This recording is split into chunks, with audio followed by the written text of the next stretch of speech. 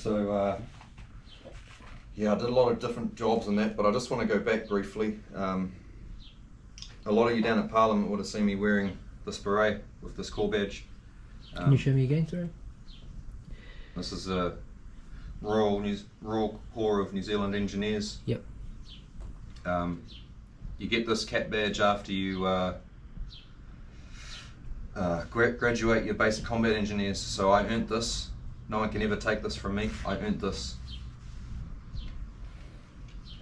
So, the motto around here is in a purple garter.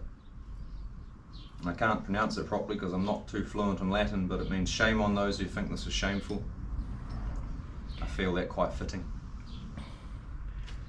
Is that another reason why you wore it for what we're going to be talking about soon? Kind of, yeah. You could say that, yeah. Yeah. Just a question as so I didn't know, I thought that was just a beret, so I didn't know the significance behind it.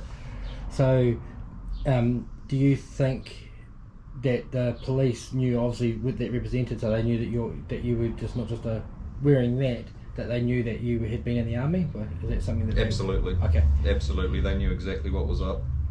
Okay. They knew exactly what was up. So yeah, just briefly. So I did a lot of different jobs in that. I was a dessert chef for Peter Jackson's chef down in Wellington for a bit.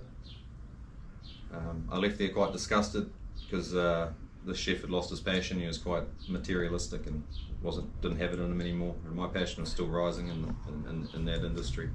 I worked in orchards for about between 8 to 10 years, managing millions of dollars of apples. But I started on the ground, everything from harvest to pruning to thinning, spraying, mowing the bloody lawns, all of that stuff.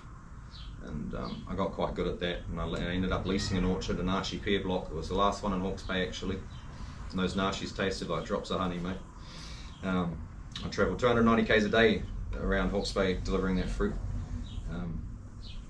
It was a dead time in my life, and that was the same time that I did my Masters in Herbology, and I started studying under Dr. Robert Morse, ND, detoxification, tissue regeneration and nutrition. Anyone that's into health, I suggest you go and look him up. That is your path of wellness. Yeah, it's not a fad, but there's a lot of fads out there, and what he provides is the true keys to health and the species-specific diet. So by this time, I had quite a lot of knowledge, and during that lease actually of the Nashis was when that guy Tarrant attacked the bloody mosques at the time. I remember that happening, and then the big clampdown on the semiolos and all that blah blah.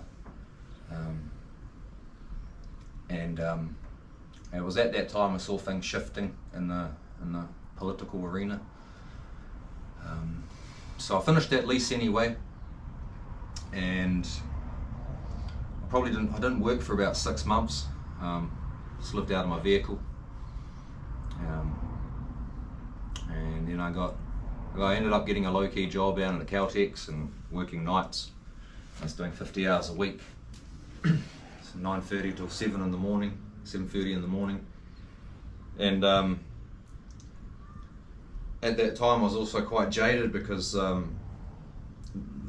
the healing modality I was providing of detoxification, tissue regeneration and nutrition, coupled with herbology and the use of botanicals and iridology, I was getting quite jaded because people claim they want to be healed and they want health, but they're not willing to help themselves. So I was getting quite jaded with humanity and how they want, but they never want to actually inspire themselves to help themselves. So I got quite hedonistic in all honesty, and I had a little cabin, and I lived out the front of my old lady's house in this cabin. I was working in Caltex, so I started playing PUBG Mobile quite a lot.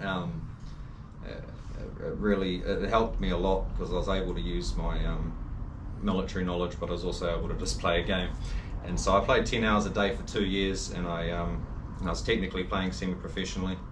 I was getting ready to start traveling around the world and playing with these guys all around the world, and I was really looking forward to that. And I was just eating whatever I wanted at the time. I just pizzas and curries and everything, didn't care. And it was at that time that the COVID thing hit, and I realised that I wouldn't be able to travel overseas because I have morals, and I'm not just going to stick something in my arm because someone tells me to. So I had to start readjusting where I was going and what I was doing. So I thought, you know, I got to get my shit together, get my gear together. Well, about 6 months later, I got cancel cultured from my job. I'm sure most of you are familiar with what cancel culture is. It's this horrendous concept that if you don't like what you perceive someone to be doing, or the way someone is, that you can basically complain about them until they don't have something, or a job, or a reputation. It's essentially a form of defamation. So the locals around where I were, they were pretty driggy, I'll be honest. I have a lot of love for people, but these people don't help themselves. You know, a lot of crackheads, a lot of drunks, a lot of mobster members, a lot of gangsters, and you know, I used to get a lot of shit at the job, but it didn't bother me. I just maintained the peace in my store so that the customers could get what they needed. Well, I remember going to the office and talking to the boss and just saying to him, you know, he said to me, so look, I've got a $90 million fuel contract to protect, and I know that you haven't done anything wrong, but you know, we have to let you go. You can work days part time, but I said no, I'm not doing that. Didn't want to work with people in the day. I just wanted to work on my own at night and do what I was doing. I was really enjoying it. It's the best employers I ever had, by the way. Best employers I ever had. Bless you both, and bless your children also. And I just remember asking him. I just said to him, "Look, did I do a good job?" And he said, "You were beyond reproach." And so that was enough for me. That kind of sealed that. So I was like, okay. So I come back in the next day and gave him my resignation. And he said, "Oh, it's a good idea." Got my holiday pay, and basically moved on. Got my gear, put my gear together, put my webbing together, put my FSMO, what we call a FSMO, which is a field service marching order, which is your pack, your webbing, all your good stuff. And I kitted myself out again, and I was just getting ready to go back in the bush, relearn my skills, and just get ready for whatever the hell was coming. Oh, it was at this time, I was training, running down the river. It was summer, it was beautiful. I had very little contact with people, and I was just honing in my mind and my heart. And at this time, the convoy was passing through. And I remember them passing through. I remember them honking at the town that I was in, and I wasn't there, but I was with an old Russian friend. And I didn't think much of it, but my old mate Clarky comes up to me one day and goes, "Oh, it's an occupation in Parliament, all of this." I said, "Oh, okay." And I watched a few little videos from what was going on, and I went, "Oh, I see. Oh, I've been waiting for this a very long time. Oh, let's get into it." So he offered me a seat, and I was like, before that I was just like, "Oh, well, maybe, we'll see." And then it was about probably 8 hours before he left, and about 8 hours before you left, And yep, yeah. And I just said, came up to you, I was like, "Hey, I'm coming with you." I think I offered it to someone else and they turned it down. That's right. But you asked me if it was still available, and I said yeah. Yep. And but I think you stayed there just about the whole time, didn't you? Well, I did. We'll get into that. But I just remember I put my day bag together. I was like, "All right, I'm going to go down for a day or two, just make sure everyone's safe and not getting harmed by these Imperial Guards, day or two, the so-called police." And then so I get down there, and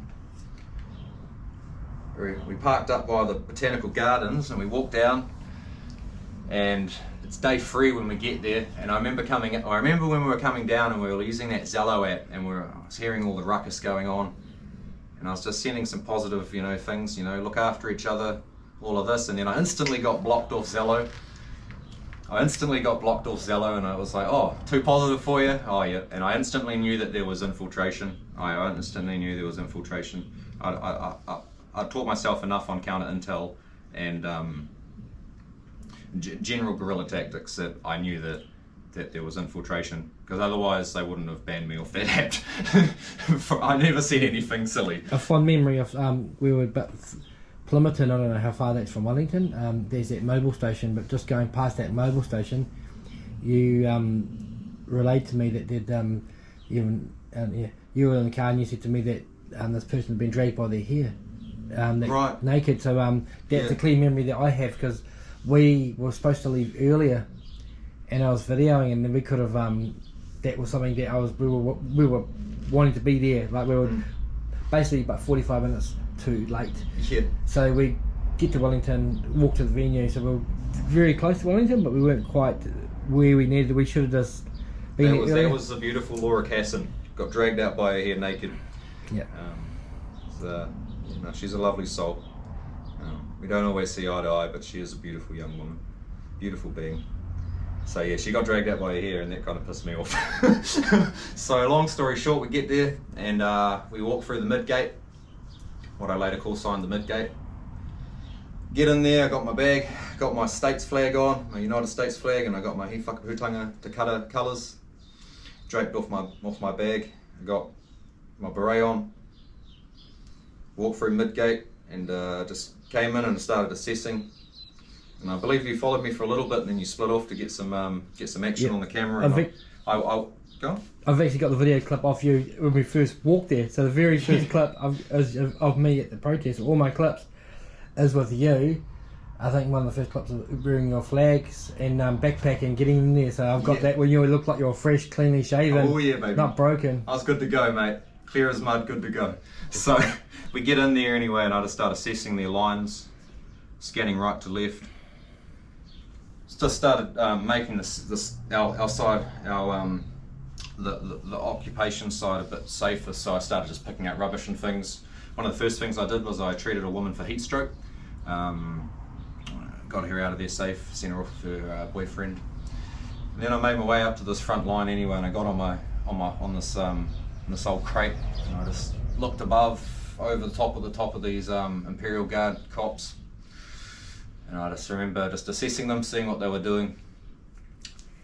But it was really interesting, because as soon as they saw that I was there, it was like the whole demeanour changed. And I don't know if that was because of me or what the environment was doing to them, but I just remember that they kind of realised that this was going to be a long game, I believe. I think that I sincerely believe that had a lot to do with the fact that I had my beret on. And they didn't know if I had anyone else with me or not. But I wasn't going to stand for their tyranny, so I came down to help you all. I remember standing in the line with a lot of beautiful people. Met my dear friend, who later became my 2IC in the security there. A lot of people, and the unity was immense. It was a beautiful thing to see. So after the cops left on that first day, well actually, I remember standing in the line, and I was right up next to these cops, and I had my beret on, and yeah, so I get down to this line anyway. I'm in this line, and I'm right on the back where the cops are, and I could just feel the sense of, oh, this guy, what are we going to do with him?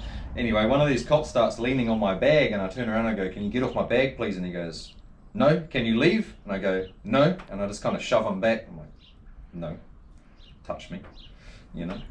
I'm a free, autonomous, sovereign being. What the hell do you think you're doing infringing upon me? So he asked you personally if you could leave? Yes, he did. He did. Wow. Yeah, he was quite an aggressive character, like most of them were. Anyway, so at the end of that day, I remember sitting down, and everyone was quite happy with themselves. I knew that wasn't the end of it, obviously. So I'm sitting down, I eat this can of tuna. I don't normally eat meat, but when you're in a survival situation, you'll take what you can get. So I had some Thai chili tuna with this guy who became my 2IC later on, and I remember flicking through the old book face, what you guys call a Facebook. It's a book of faces, eh? So I'm flicking through there, and I get to this bit, and it says, oh, we need to set up a first aid down here. So I was like, right, sweet. So I get my gear together, and I go down, and I start setting up the first aid tent.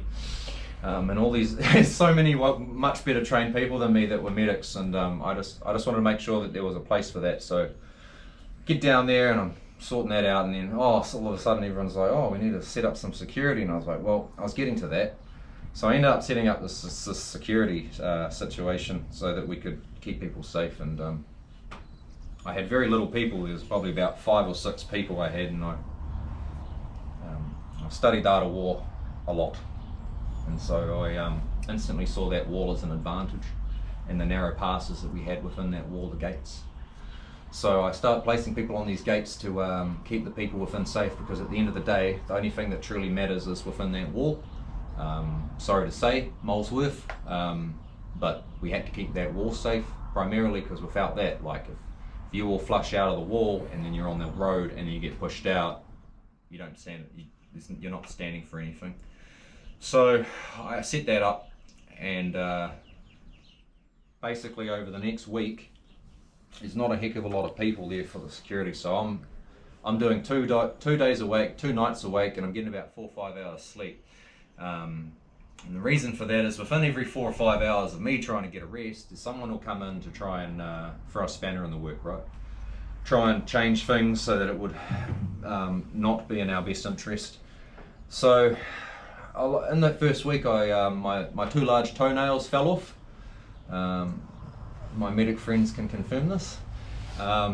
Mainly because my boots, I hadn't broken them in yet. I just got brand new boots, and hadn't broken them in yet, so I'm walking around on concrete as well, and just ended up bloody limping around, but it was totally worth it for yous. And so eventually we get enough people that we have these gates set up. I set up call signs for these gates, and I set up a standing orders, and I'm going to read you what the standing orders were.